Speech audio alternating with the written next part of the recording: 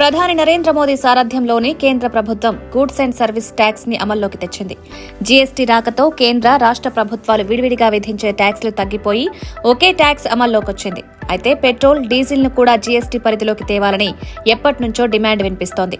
ప్రస్తుతం కేంద్ర రాష్ట్ర ప్రభుత్వాలు ఇంధనంపై విడివిడిగా ట్యాక్స్లు వేస్తున్నాయి.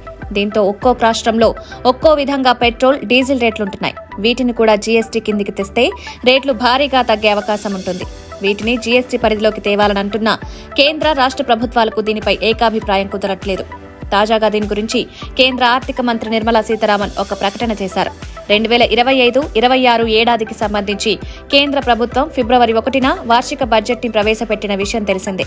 ఈ బడ్జెట్ లో ఉద్యోగాలపై ఆధారపడి బ్రతికే వారికి భారీ ఊరట కలిగిస్తూ ఆదాయపు పన్ను మినహాయింపు పరిమితిని 12 లక్షల రూపాయలకు పెంచింది. రీసెంట్ గా బడ్జెట్ అనంతర దేశ వాణిజ్య రాజధాని ముంబైలో పారిశ్రామికవేత్తలతో జరిగిన ఇంటరాక్షన్ సెషన్ లో నిర్మలా సీతారామన్ పాల్గొన్నారు. ఈ చర్చలో మిడిల్ క్లాస్ వర్గాలకు ముఖ్యమైన ట్యాక్స్ బెనిఫిట్స్ కల్పించడం, గిగ్ వర్కర్స్ కి సోషల్ సెక్యూరిటీ చర్యలు తీసుకోవడంపై డిస్కస్ చేశారు.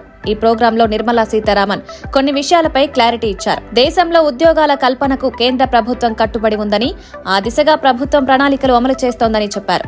దేశ ఆర్థిక వృద్ధికి కీలక రంగాలైన ఎంఎస్ఎంఈలు, వ్యవసాయంపై పెట్టుబడులు పెంచే దిశగా కేంద్రం వడివడిగా అడుగులు వేస్తోందన్నారు. ఈ సందర్భంగా ఆర్థిక మంత్రి నిర్మలా సీతారామన్ మాట్లాడుతూ పెట్రోల్, డీజిల్లను జీఎస్టీ పరిధిలోకి తీసుకురావడంపై కేంద్రానికి ఎలాంటి అభ్యంతరం లేదని మరోసారి క్లారిటీ ఇచ్చారు.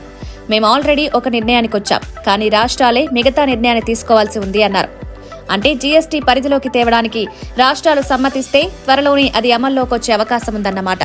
కేంద్ర ఆర్థిక సహాయ మంత్రి పంకజ్ చౌదరి సైతం ఈ విషయంపై మాట్లాడుతూ పెట్రోల్, డీజిల్లను జీఎస్టీ పరిధిలోకి తేవాలా వద్దా అనే విషయాన్ని రాజ్యాంగ సంస్థ అయిన జీఎస్టీ కౌన్సిల్ నిర్ణయిస్తుందన్నారు.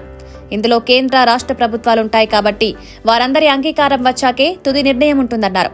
ఇప్పటి వరకు ఏ నిర్ణయమైనా ఏకగ్రీవంగా తీసుకున్నామని, ఇకపై కూడా అదే విధంగా ఉంటుందన్నారు. ప్రస్తుతం పెట్రోల్, డీజిల్ పై value added tax, central excise duty, central sales tax వంటి పనులు అమలవుతున్నాయి. అందుకే వివిధ రాష్ట్రాల్లో పెట్రోల్, డీజిల్ ధరలు వేర్వేరుగా ఉంటున్నాయి. ఒకవేళ రాష్ట్రాలు కేంద్రానికి ఏకాభిప్రాయం కుదిరి పెట్రోల్, డీజిల్ గనక జీఎస్టీ పరిధిలోకి వస్తే లీటర్ పెట్రోల్ లేదా డీజిల్ కేవలం 50 రూపాయలకే వచ్చే అవకాశం ఉంది.